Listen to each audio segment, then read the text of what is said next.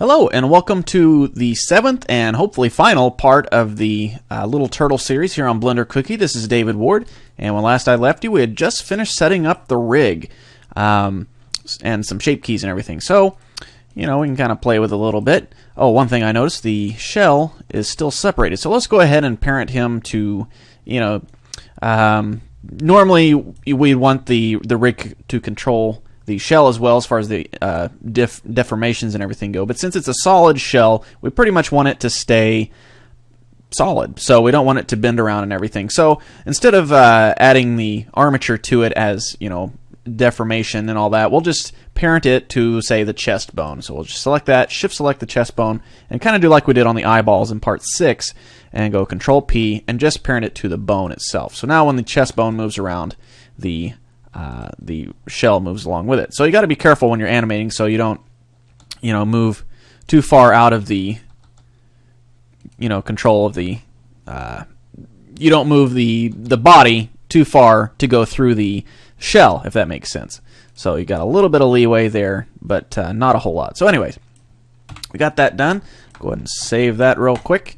And there's a couple of things we can do to where it'll be easier to animate with the rig. So what those couple of things we can do is to hide some of these bones that we're not going to be animating at all. So let's grab the hand bones there and the forearms, and then the shins, and then the feet. Not the IK feet, we'll need those, but the green feet there that you can see, those are the ones following along the rotations and everything of the IK controllers. And then we also probably won't need the spine or the main hip there. We'll need the controller hip, the external hip bone there visibly, and then also we probably won't need the neck bone. So let's go ahead and a couple more. The eyeballs, won't need those. We're gonna not delete those, but we're just gonna move them out of the way for now. We're gonna move them to their own layer and moved them right down here. You can see if we go to that layer, you can see all of those guys, but we don't need those, so we'll just move up to here. Also, the bases of the fingers, we won't really need those, so let's go ahead and select those. Right, and on this hand as well. There, we'll go ahead and move those to that layer as well. Okay, so now we have pretty much the only bones we need when we're animating. So we'll go ahead and save this, and speaking of animation, let's go ahead and start working on one. We're just going to create a basic walk cycle, and then after we get that all set up, we'll go in and bring in a sound clip and kind of animate a facial lip syncing to have him where it looks like he's saying what's being said. So I'm going to go ahead and split the timeline window right here, like so, and then we'll grab the bottom of the viewport and drag that up to where it's a little bit more visible. And then this viewport I'm going to change to the dope sheet, and then I'm going to change that dope sheet to the action editor. And we're going to create a new action. Make sure you have your armature selected as the selection. And we'll go create a new action there. And let's call this one Turtle. You can name it whatever you like, but I'm going to name it Turtle Walk. Okay? And we're going to animate this to where he's walking in a loop. But we're just going to animate one cycle of the walk, and then it'll repeat later on when they start getting into the nonlinear action editor. So we're going to go ahead and turn on the automatic keyframe insertion. So make sure that little red button there is turned on. And with that turned on, anytime we move any of the bones, boom, it automatically creates a shape key, or not a shape key, but a keyframe for that particular bone at that particular time in that mark in time. So if we were to move the time slider up a little bit, say to, I don't know, 20 frames, and we move it again, you can see it also created another keyframe right there. So it goes from this keyframe now to that keyframe. So that being said, let's go ahead and start working on the first pose in the walk cycle. So we're going to have it where his left leg is kind of swinging forward and his right leg is kind of on its way behind him. He's in the middle of a step, so let's grab his hip, maybe rotate that just a little bit and make sure we don't go through the shell at all. And we'll go ahead and rotate the chest a little, so he's kind of swinging his arms. Actually, I guess we need to rotate it the other way because this top half is going to be kind of swinging back. as the lower half is swinging forward. So we'll just kind of rotate this and just kind of get him in a nice little pose here where he's in the middle of that step. And again, like it's creating keyframes for everything that we move around. So we might kind of keep an eye on the legs down here so we can see we're going through the leg now. So let's make sure we rotate this in the manner that it doesn't do that. Okay, so there we go. And also, let's kind of bob the head a little bit. So he's kind of leaning his body's kind of leaning that way. Just kind of actually move it more towards the middle. And when I do that, I like to move the hands along at the same time so they're still in the same relative space. And okay, so we got the first basic step down. Let's go ahead and bring the upper arm back a little bit too. And we'll go ahead and just move this one a little bit just so it has a keyframe right there. And it has a basis to go off on the next part. Okay, so let's go to our side view. And 20 frames is a little too far forward, so let me go and delete those keyframes that we were playing with earlier. And we'll just go up, let's go up 5 frames. So right now we're on frame 1, so we'll need to go up to frame 6. Actually, let me turn on my screencast keys. Like I said, I always forget to do that. They can be distracting though, so let's make that window a little bit bigger so they're not quite in the way. Okay, so we're going up from frame 1 up 5 frames, so we're going up to frame 6. And now we're going to follow through with some more of this in the middle of the step. So this foot's going to come a little bit further forward, and maybe let's go ahead and have it where it's actually touching down, the back of it, touching down on the ground right there. And we'll need to grab the hip, kind of bring it forward to where this can actually make contact with the ground. There we go. And this foot's going to slide back a little further. Okay. And then this hand here is going to just kind of swing just a little bit further back. Make sure the upper arm does too. And this one's a little bit further forward. Rotate it just a tad. This upper arm just a little bit. Maybe have this kind of starting to straighten out. And the head starting to straighten out as well. Okay, and I can kind of see a little bit of this in action now. Kind of just stepping into that walk. Maybe bend this forward just a little. So there we go. Okay, and now we'll move up another 5 frames. So now we're going up to frame 11. Okay, and go ahead and follow through with the foot. It's going to slap down onto the ground and kind of start moving underneath him, about like so. Then this foot's going to come back here, and it's going to kind of flick back because it's just stepped off of the ground. And maybe the body's starting to come up a little bit.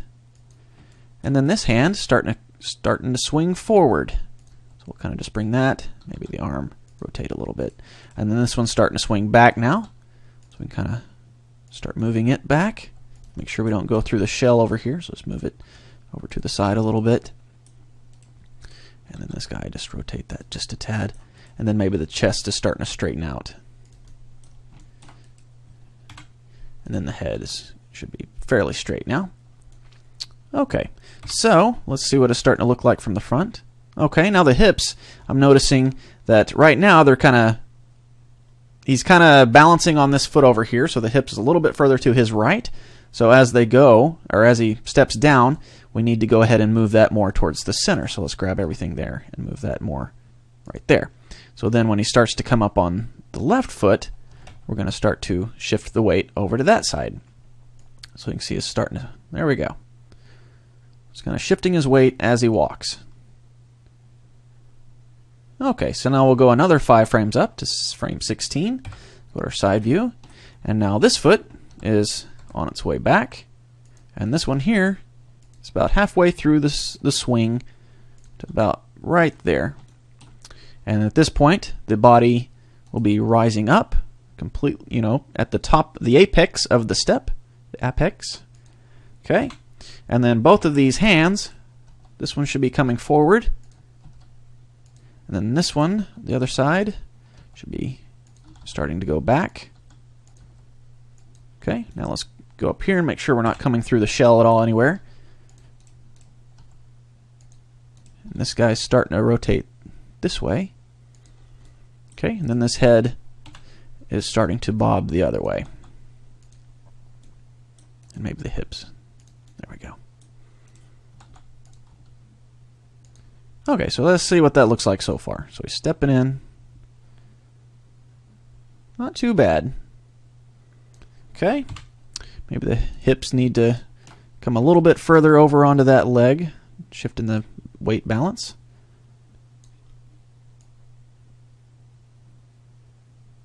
Okay, so that's starting to look all right. Now we're pretty much at the halfway point between the two steps, to where it switches over to the other side and the other foot comes all the way forward. So we don't have to animate all that. What we can do is just kind of copy what we've already done. So we'll select all of the bones that have any type of shape key or keyframes on them, like so, and then the forearm or the upper arms as well, and the head. So all of these guys are being animated as we go. So we'll go ahead and slide this over here and copy that pose like so. And then we'll come up to frame 21 and paste the opposite. Oops. Okay. I was doing the wrong one. This is the wrong place to copy and paste. We need to do it up here in the 3D viewport. So we'll slide over here. There we go. Copy that. Oops. Go back to frame 1. Copy that into frame 21 and paste the opposite. So now he follows on through with that next step. You can see that right foot starting to swing forward now. So we'll copy frame 6, go up to 26, paste the opposite, frame 11, copy, frame 31, opposite, and frame 16, copy, frame 36, paste, and then frame 21 is where we reach full circle. So we just copy the first frame again, go up to frame 41, and instead of pasting opposite, this time we'll just paste normal, just paste the standard. So now we have from frame 1 up to frame 41 of a full set of the walk cycle, as you can see. Okay, so now we're pretty well done with the walk cycle. If you wanted to kind of test out, see what it looks like as a full featured non-stop walk cycle, you can change, just to preview it, you can change your start and end points to say 1 to frame 40. Now I'll say 40 instead of 41 because we're actually starting on that frame, and if we end on that frame as well, it's going to have that exact same pose for 2 frames rather than all the other poses are just going to be there for 1. So we stop it at frame 40, so it kind of gets to the end, and then the very next frame starts off with the exact same one, if that makes sense. So now that you have that looped, you can just hit play and kind of just rotate around your scene and kind of just get an idea of what it's going to look like as he's walking. So it's a very simple walk cycle. It could probably be tweaked and made to look a little bit better, but that'll give you a good idea of what it's going to look like. Okay, so we got the walk cycle pretty well done. Let's go ahead and save our scene. And let's go ahead and delete out that cycle there, and let's turn off the automatic keyframe insertion for now, because what I want to do is select everything and Alt-G, Alt-R to clear out any movement and rotation that I might have, might still be on there. And if that was turned on, it would have put a keyframe there, and I don't want a keyframe there. So anyways, right now we're going to go in and do a quick little simple lip syncing exercise here. So I'm going to go and split this window again down here, and I'm going to change this one to Video Sequence Editor. And then I'm going to add a sound. And as you can see, I've created a sound called Turtle Little, and we'll go ahead and add that sound here. And hold on just one second. Let me make sure my my recorder is going to record this sound. So hold on just a second.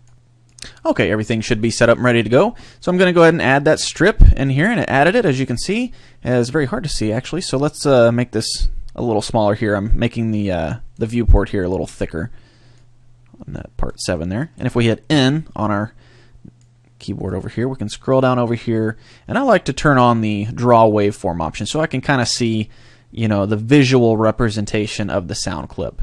So let me move that into place here. Start it off about right there, and then we need to run our time all the way to about right there, which on our time slider here we can see it's frame 97. So let's just make it an even 100 frames, and then just move this to where we make sure we cover the whole time. So if I rewind it and hit play, okay, let's turn on the AV sync, and Oh, I had my speakers muted. That's why I couldn't hear it. Maybe you did. So, okay, if we rewind it and hit play. I might be little now, but I'm going to be a ninja when I grow up. I might be little. If you could understand what he's saying, is like, I might be little now, but I'm going to be a ninja when I grow up. So, a little high pitched and everything. Hopefully, it sounds like a young turtle. But anyways, that's what he's saying. So let's try to animate his face where it looks like he's saying it. So let's turn on the armature layer that has our facial controls. Right there. Oops. There we go. And blah, blah, blah. Okay. So, like I said in part 6, we could add a lot more shape keys in here to make a lot more precise motions. Like we could add a ooh shape, you know, where he could sit when he says ooh or O or whatever, we can have a special shape for that. We can move the tongue to where if he says D or L or, you know, something that, you know, where his tongue touches the roof of the mouth, we could create a shape for that. But for this instance, we're just going to have basically smile, frown, open and close, kind of a puppet, a hand puppet type of thing. So anyways, let me hide these guys. These are kind of in the way. So we'll just hide those. And we'll create a new action, and we'll call this one Turtle Speak. Okay? And we'll rewind all the way to the beginning and go ahead and turn on our automatic keyframe insertion. And let's make sure when we scrub, there's an option we can do right here under playback that says audio scrubbing. And that's really handy when you're lip syncing because you can just click and drag in here and hear the audio clip. So it makes it real handy when you're animating or when you're lip syncing. So he's going to start off with his mouth closed and maybe just a slight little smile. Okay. And then we'll come up. You can see it's automatically inserting keyframes here. It's kind of hard to see. So many windows. Okay, so he's going to start off. And about right here, he's going to start saying I. So we need to have the open mouth. And then I, kind of a smile. And then I'm with an M. So we need to close his lips. And then maybe bring the smile down. So like a maybe almost a frown. Let's move these keyframes back a little bit further. Let's make this window a little bit taller. Grab all three of these. So let's see, what is he saying? I might be little now. I might be little now. Okay, so I might, almost a sound again. I might, and then the T, kind of just you can just kind of do just a slack jaw kind of thing because his tongue is actually forming the T sound. So I might be, and that's going to be the same thing as with the M. It's going to be a closed lip. Same thing with a P sound too. P, anything where your lips have to come together. So I might be. We need to bring these guys a little further there. B. And actually B, it'd be more of a frown. So bring these in here. B.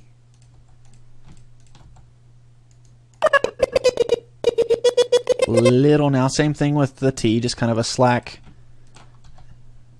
mouth shape where the L is forming the word. Le. Then the kind of a almost an E shape again. Little. There's another T, slack jaw. It's like, and then now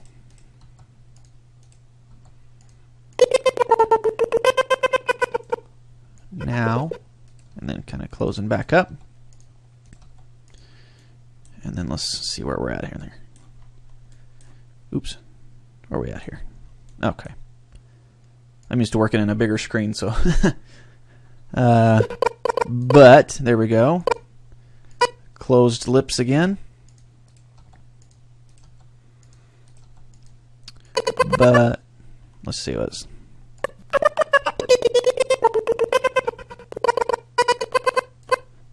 But And that's a definite frown shape. But I'm. Then the and I'm gonna. Then B again, closed lips. And then E.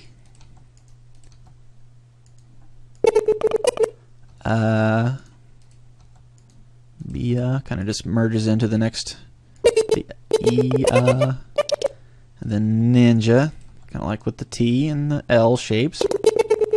Ninja.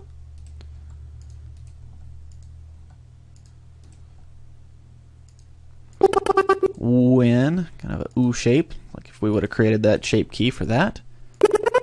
When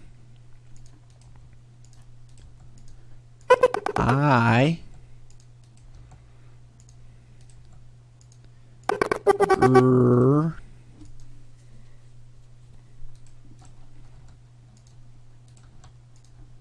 row.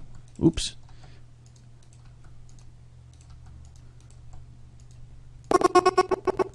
And then up, which is kind of a variation of the O shape. And then up with the P. So we'll close his lips together again. And then he's done talking. Okay, so let's see what it looks like when we hit play. Let's go ahead and hide that, hide the layer that has our armature so we can just see only the mesh and its motion there. So just turn that one off, rewind all the way, go ahead and hit play. I might be little now, but I'm going to be a ninja when I grow up. It's not perfect, but it's fairly close. I might be little now, but At the beginning, at least. I might be little now, but I'm going to be a ninja when I grow up. So that'll work, I think, for now. Let's go ahead and save this again. Okay, so now we have the two different armature actions that we created. First was the walk cycle, and now the turtle speak, where he's actually saying something. So let's put those together. Let's make our window a little bit bigger here, and then make this window over here a little bigger.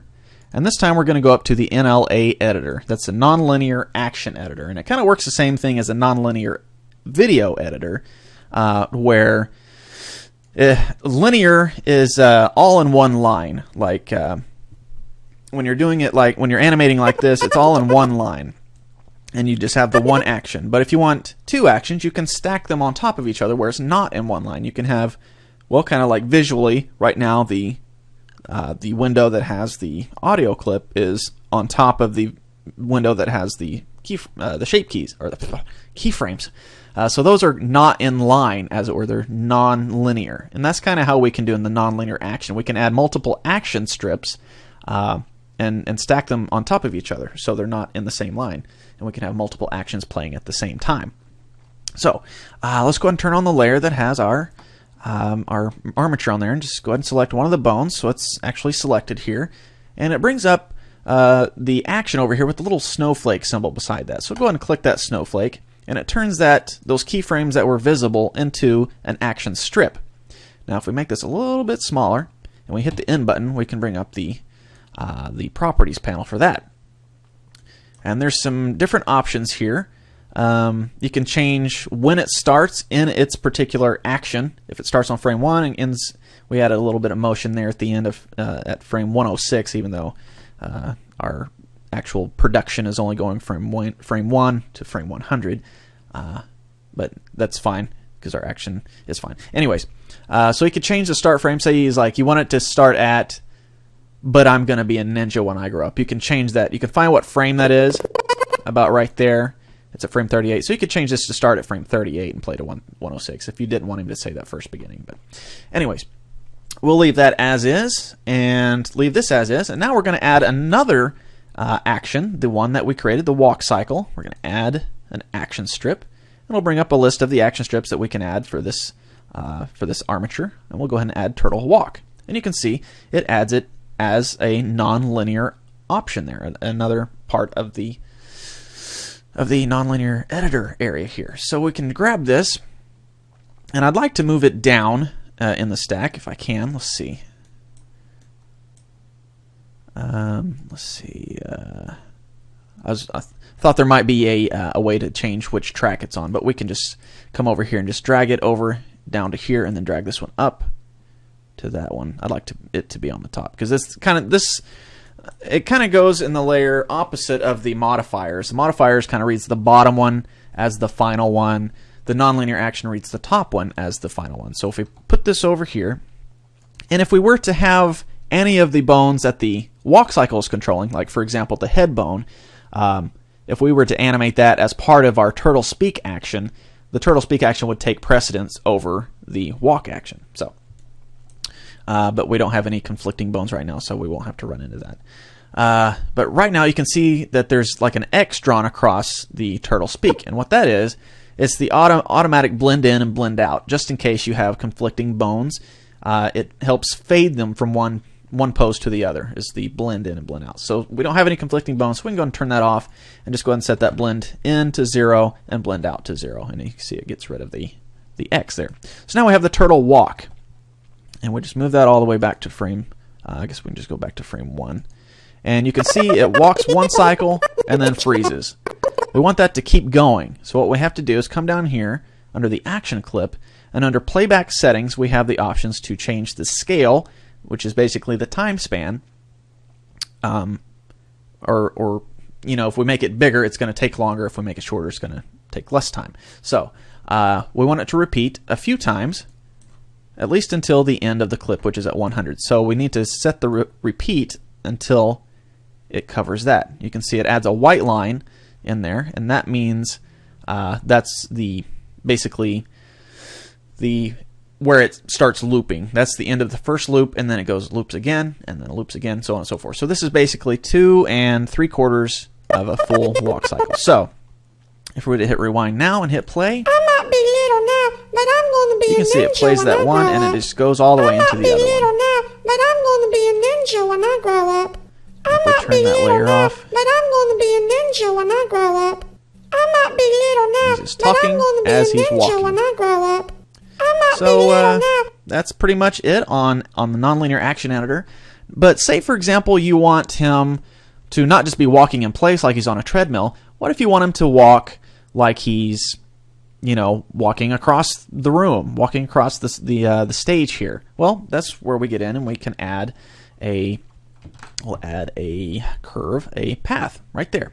And we can tab into edit mode and select A, or hit A to select everything. And let's make our window a little bit bigger here.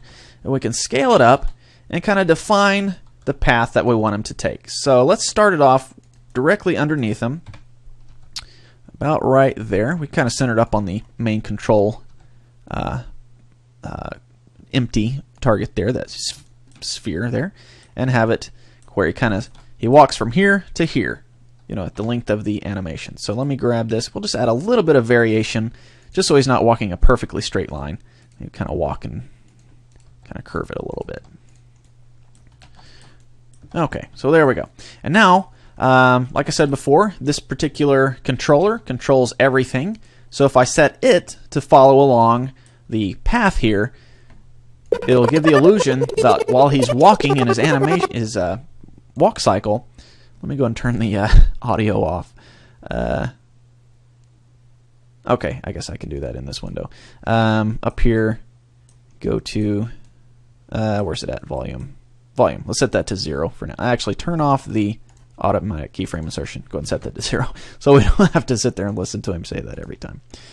But we can have this main controller, since it's controlling everything, we can have that set to follow this curve, and it'll give the illusion that he's walking along the curve, because, you know, he'll be stepping as this is moving. So let's go ahead and do that. We've got that selected. Shift select the curve, and we're going to go Control P. And sometimes I get fuzzy. It's either follow path or path constraint. Let's try follow path, and we'll see what happens. Okay. It's following it, but it's kind of doing it in a very odd way. Let's see. Alt R. Okay, the empty is good. Maybe this guy has. Huh. I'm not sure why it's doing that. Let's grab that. Go to our. Tell you what, let me pause and kind of play with this a bit. This always throws me off, even when I'm just working normally. So let me play with this a second. I'll be right back. Okay, just took a couple seconds and I figured it out. So anyways, first thing, grab the path, and you can see that the origin point is way up here, and that kind of throws everything off. So let's change it to be right there. So we're going to go Shift S, cursor to selected. So it puts the cursor right there at the very beginning of the line. And now we can go to Object, Transform, Origin to 3D Cursor. Boom, and it locks the origin of the line to the point where we want it. Now, one other thing you might notice, we tab into edit mode, it's got little arrows on it, which means that the action, when you put a path constraint on something, is going to follow this line. It's going to go in this direction, and then we don't want that. We want it to go the opposite direction. We want it to start at this point. So now we just select everything, hit W, and go switch direction, and it makes the arrows point the other way. So that's easy enough, right? So now we select our main controller bone there, and we're going to add a constraint over here. We're going to add a follow path. So now we just tell it which path, the NURBS path, and go ahead and follow the curve. Let's see. For some reason it flipped it around there. Let me turn that off. Okay, so he follows the curve, or he walks along, and is he following the turns? Doesn't look like he is. Nope. That's what the follow curve is on. I'm not sure why it's flipping him around the opposite direction, though. So let's clear out the position there. Clear out the position there. It's kind of doing a moonwalk, huh? But, okay, well, let me pause again and see why it's flipping him around, so I'll be right back. Well, simple enough solution. Here on the follow path constraint, it was set to Y, so we need to just tell it negative Y. So then, now we back up. Boom. Okay, so you can see that he's walking, and it's going from frame 0 to frame 100, and that's good because that's the full length of the actual production is from 100 frames. But say you wanted it to last a little longer, you could go to the object data of the actual path, and right now the path animation is set from 100 frames, so frame 1 to 100 frames. So right now it's on frame 10, so that means evaluation time it's on frame 10. So, but you can tell that he's not really walking. It kind of looks like he's on roller skates or something because he's still sliding as he's walking. So we need the legs to actually move a little faster. So what we do is turn on the layer that has our armature. Go ahead and select part of it. Brings up our armature options here in our NLA editor. And we can tell the repeat of the walk cycle to be a little faster. And that's what I was talking about the scale earlier. If we set that, let's say 0.85, it'll be a little faster. But then we'll need to make it repeat a little bit more just so it gets all the way up to frame 100. So there we go. Just drag that up. And now let's take a look and see what it looks like. That's a little bit better. But I think we can go a little better. So let's try 0.75. So now it's going, it's going 75%, where, let's see, it's in 1 second instead of covering, I really don't know how to explain it. It's the time scale. Okay, instead of taking 100 frames to get from one point to the other, it's only taking 75 frames now. So it's 25% faster. So anyways, so now it's getting there. Could be a little bit faster. Let's try 0.65. And that looks pretty good. Let's go even further, 0.6. And I'll probably say that's good enough. So there we go. Maybe 0.65. I'm very indecisive sometimes. So now we can see. Remember, we had to spread the the repeat out earlier to get it where it fully encompasses the 100 frames that it needs to. And you can play with that visually and try to get it set up visually, or you can just scroll up here and say, right now the strip extending from frame 1, right now it's only going up to frame 90. So we'll need to set the repeat a little bit more. So about right there, and come up and make sure. Okay, now it's going to frame 103, which is just what we want because we need it to be at least to 100. Because when you render, it's only going to render from frame 1 to 100. So it doesn't matter if outside of the renderable frames we still have some action because it's not going to render anyway. So now if we make this window a little bit bigger and turn off the layer that has our rig on it, like so, And let's go ahead and unmute our sound clip. Set it to volume of 1. Rewind. Go and hit play. I might be little now, but I'm going to be a ninja when I grow up. So he's saying, I might be little now, but I'm going to be a ninja when I grow up, as he's walking along. So if we turn on the layers that have our lights and camera and everything, we can look at it through our camera and see that I might be little now, but I'm going to be a ninja when I grow up. maybe somebody's making fun of him for being little, so he's like, I'm just going to walk off the set here. Let's make our camera up a little higher so we can see him. I might be little now, but I'm going to be a ninja when I grow up. So there we go. Okay, so I think that pretty well covers everything we needed to cover there. We got the walk cycle and the repetition of it thereof, and the lip syncing. So should give you a little bit technique to be able to make some cool animations, and while they're talking, and they can be talking as they're saying it. So anyways, that's going to be it for this little series. So hopefully you appreciate it or enjoyed it, and maybe learned a thing or two. So that's going to be it. Thank you for watching this whole thing. It got a little bit long in some parts, but overall I think we got a pretty good final version of something when we're done. So again, thank you for watching. This has been David Ward, and I'll catch you next time.